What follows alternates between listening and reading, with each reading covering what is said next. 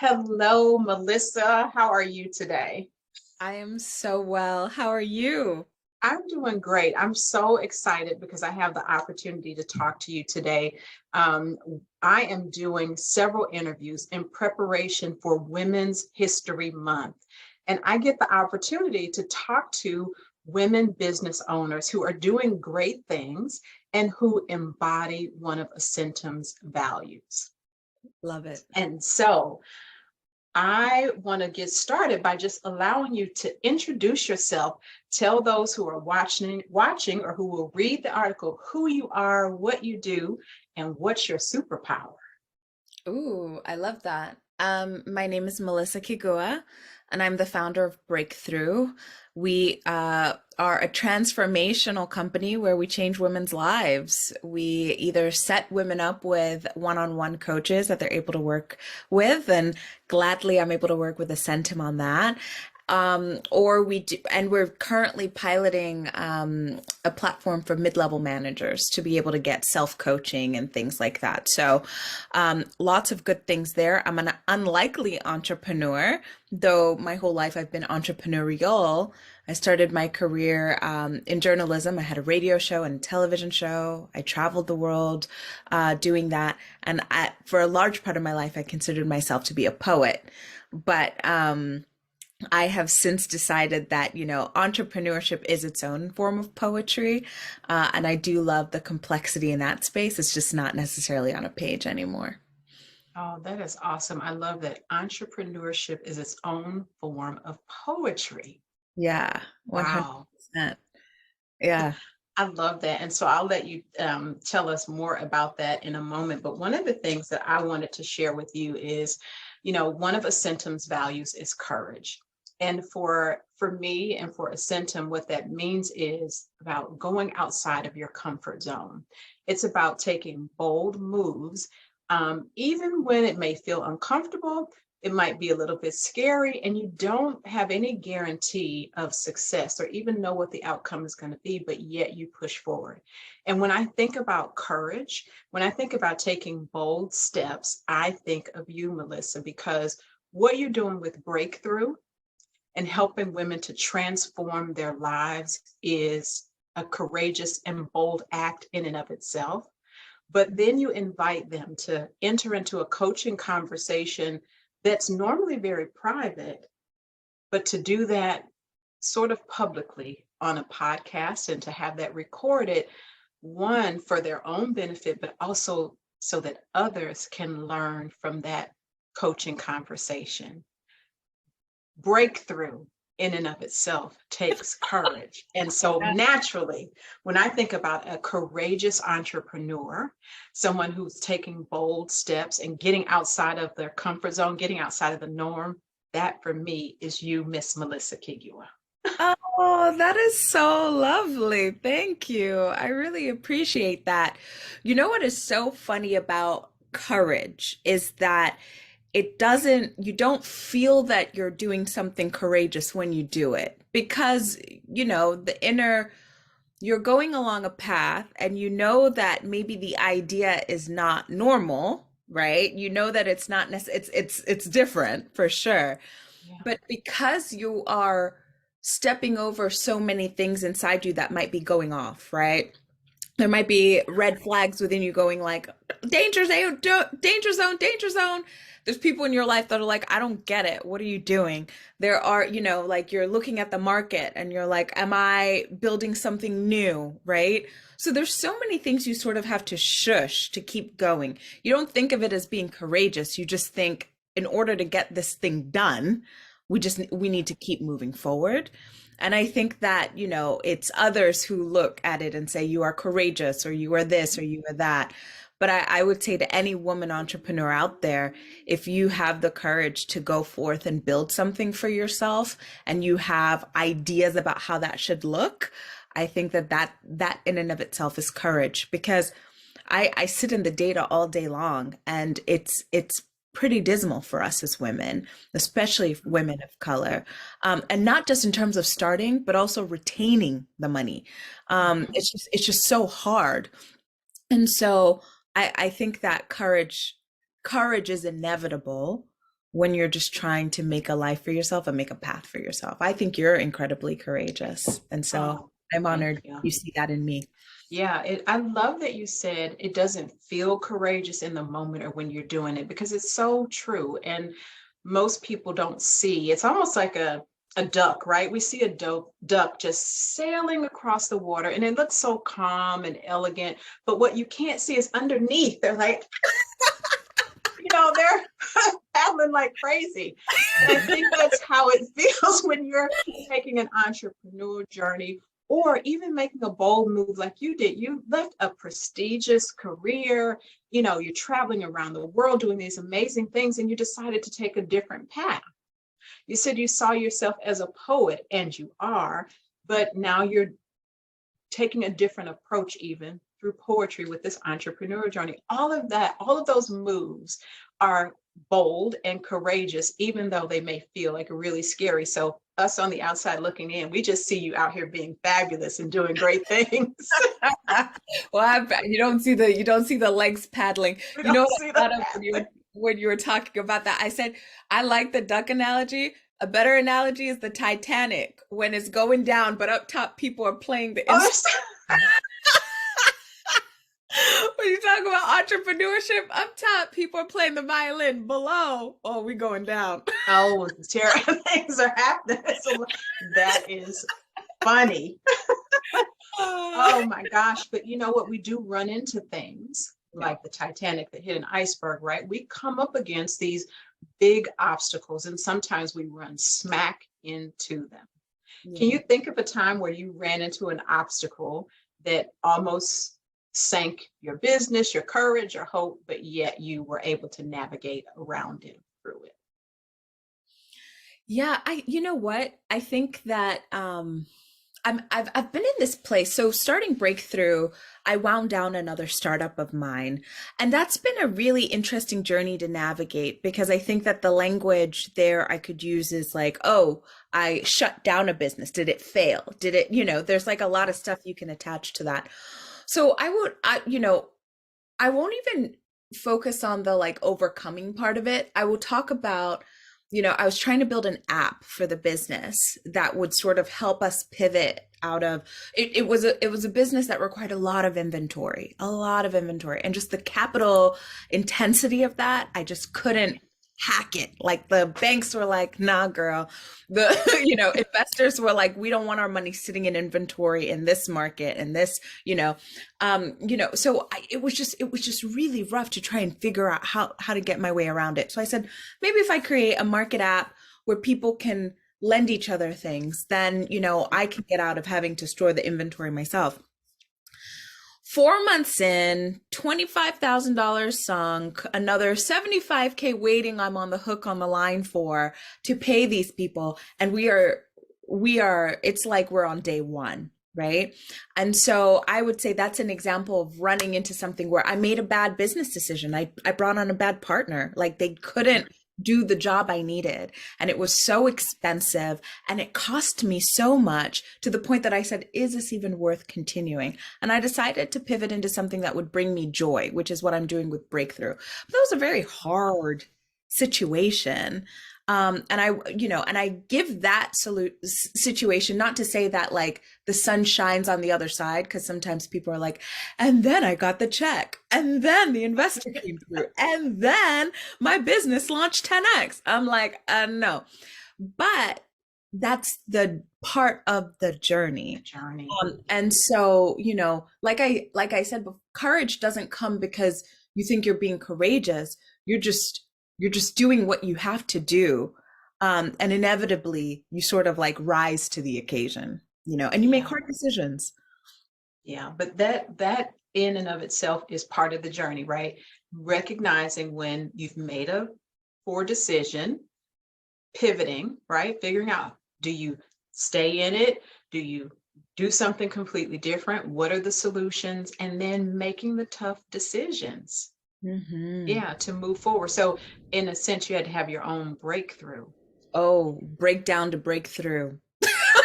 Yeah, breakdown to breakthrough. We're in the breakdown for a minute, but we broke through. But now you've broken through. So tell us, more about Breakthrough. How did you come up with the idea for that? Oh, you know what? I I felt like I was really in the female founder space, and I felt like so many of us were just so frenetic, just to be frank. That was the energy I felt when I was on like a meeting with other founders, when I was, pitching, like we're just so high wound up. And then, we're trying to build these things, and then we have like all it just felt like a lot. I felt like I was in chaos a lot. And so I said, is there a better way for us to do this?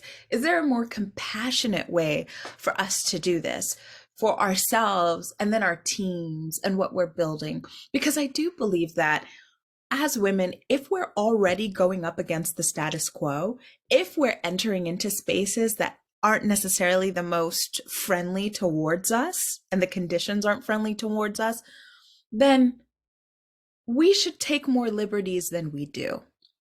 We should be able to be a bit more audacious than we are. And because so many of us come from narratives of I have to be twice as good to get half as much, we will fall so strictly in the lines because we want to appear like we are respectable, that we are competent, etc. And I'm like, what happens if we go outside of that? So, breakthrough was that for me in recognizing that, I think that we need a place where we can play with that idea because it's not comfortable. It's not like intuitive and it goes against a lot of programming. And so really at the core, breakthrough is a place for women who have audacity to already do something big in their lives to come and explore how far can you stretch yourself to really get yourself to new levels of you and creation and vision. And so that's what we're really working towards, working with phenomenal coaches like yourself, who help women see beyond what they are seeing today, and trying to build that pipeline, not just of women coming in and doing it, but then staying, like having the staying power to keep up with the business, to stay in the position, to, not leave or tap out because it's so Yeah. hard. Let stay there and here and let's support you with the tools and resources so you can do it in a way that supports you and changes the game for those around you. Oh gosh, I love that. That staying in it, it can be really tough. It can be tough. Like I said, there's all of these things that are sort of stacked against us in a way. And I, get to coach women every day who are making that decision, right? Do I stay in it or do I opt out because it has become so hard? And when we talk about women who, they don't make it into the C-suite or they don't stay in business, it's not because we don't have the ability. It's not because we aren't as talented and as brilliant as our counterparts who don't look like us. It's that the pressure that it takes and this mold that we have to almost feel like we have to conform into in order to be successful in those spaces. We just decide we don't want to fit into them and we're no longer willing to play that game. And so that's why we opt out. But Yeah. I love that breakthrough is helping women to really kind of negotiate with themselves about what they want, what they value, what they're willing to give, and what they're willing to accept so that they can make a decision consciously with intention for themselves. Mhm. I love that.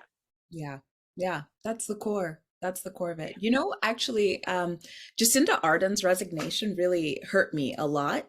She's someone I respect, as the former Prime Minister of New Zealand. She's, I just loved her, right? Like breastfeeding, in the middle of like a parliamentary session, her focus on like the indigenous culture and honoring that and giving reparations. Like I was really into her. And I saw on the internet, and I totally understand, a lot of women were like, yeah, see, like, listen, you got to choose yourself. And like, she did it, she chose herself. And I totally understand that. But I said, change happens through being in the room and the compounded result of that. It's not the Yeah. 6 years she was in office, it would be the compounded effort of her work over time, Yeah. not just for her, but the doors she would open right? Being in like, and we can look in the US, the models, we have Maxine Waters, who's been around for a minute, Ruth Gator, Ruth Bader Ginsburg, you know, Yeah. rest in peace. But like these women who stayed, and you Hmm. start to see the compounded impact of them being there. I mean, remember the conversations that we're having when we were thinking Ruth was going to pass away? We're like, what's going to happen now? Yeah, Who what do we do? what do we do? The hole's gonna be, you know what I mean? But Yeah. it matters. It matters to be there. And it matters what you do with it. So that's what keeps me up. That's what keeps Mhm. me up. In terms of thinking through, we gotta get in and we gotta stay, you know? Yeah.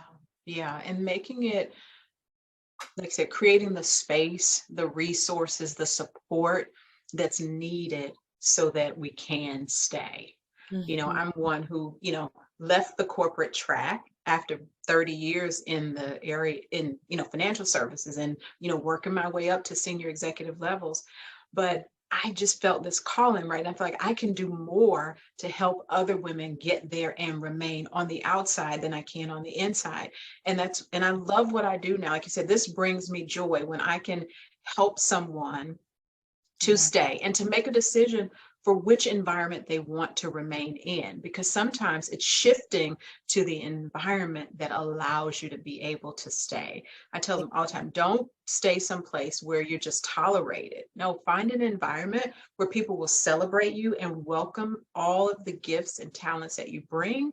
Stay in that environment. Doesn't mean it won't be difficult in that environment, but at least that people value you and what you're bringing to the table. That makes it a lot easier to stay and fight the The good fight. inevitable battles. Yes, the good fight for sure. And bring others along, because we need those examples. We need to see people at all levels Mhm. doing amazing things across industries Yeah. so that there's hope, right? We have someone to look to. Yeah, 100%, 100%. And I love what you said about for you recognizing that, you know, I'm better to help outside than in. And that's also like very courageous, right? Because you also were at the top of your field, going higher, Mhm. being seen by, you know, the topmost African American woman at your company, right? Who knows what that could have looked like. So for you to make the decision to say, I'm going to do this in a different way and I'm going to do it my way, I think is really powerful too. And also the idea of like, what does it mean to stay? Ultimately, what does it mean to stay is just being able to flourish to the most that you can, Mhm. Yeah. being able to flourish your potential and being able to actualize your potential to its utmost. Mhm. That's what staying means. You know, it Yeah. doesn't need to mean a company or a particular position, you know. Yeah. And I think staying, if you're going to stay wherever it is, Yeah. it's what do you do while you stay? Who else are you bringing along? Yeah. Right?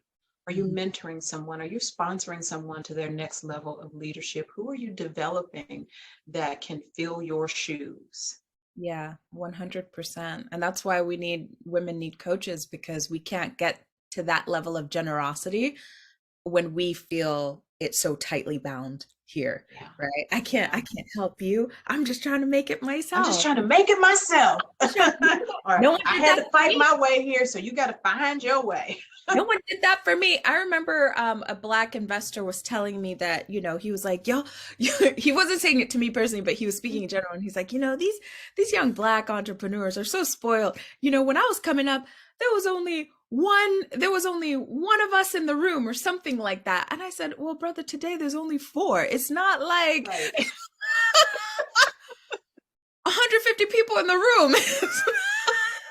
That's not being spoiled. It's not at all. I'm Yeah, sorry right. it It's was only one for you. I'm so sorry, but Yeah, four is not. perspective, right? Or you could say, well, you should have done better, brother. You should have opened the door and let more of us in. Exactly. We had to kick. You didn't even invite me here. I had to get another invitation. That is so funny. So, Melissa, if people want to connect with you, if they want to have that breakthrough experience, Yeah. tell us how they can reach out and get their own breakthrough. Absolutely. People can reach out to me directly because we have an intake process where we love to get to know you and understand your goals and what's going on. So, Melissa at the idealistspodcast.co. I can send that to you as a whole. It's connected to a larger podcast that I run in collaboration with the London School of Economics.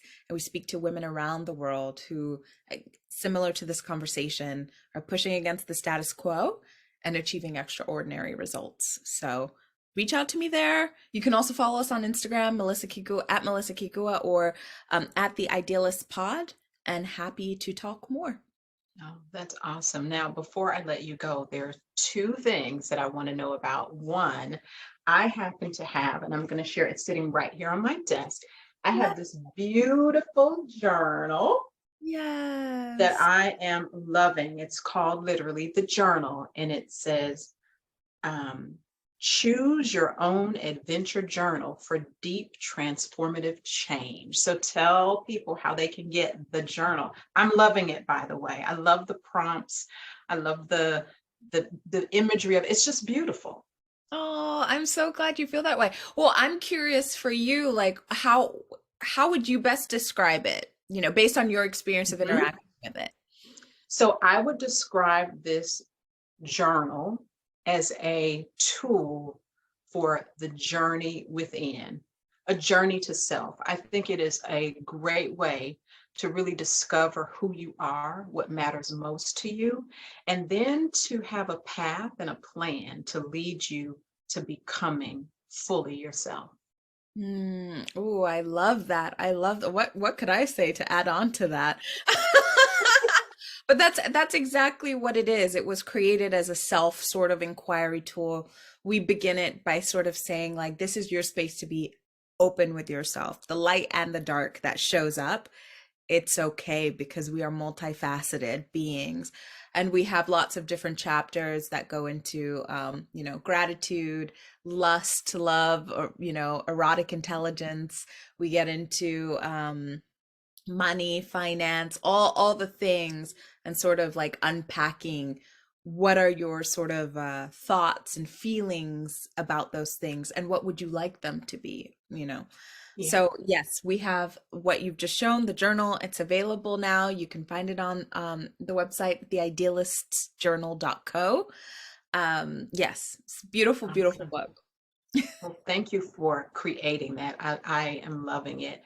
So now the very last thing you said that entrepreneurship is poetry. So tell us, what poem are you writing with Breakthrough? Ooh, I love it. Ooh. You know what I'm gonna say? I think that we are like an old love sonnet, like because we aren't we want that slow unraveling. I've been reading a lot of like Spanish poets, and they're like beautiful and they're deep and they're like, oh my love, wild woman. No, no, no. I think Breakthrough is a love sonnet to women and our power and all the things we can achieve in the world. Oh, that's awesome. I love it. Thank you so much again for making time to have this conversation with me. Oh, thank you so much for the great conversation and indulging my tangents. I love it.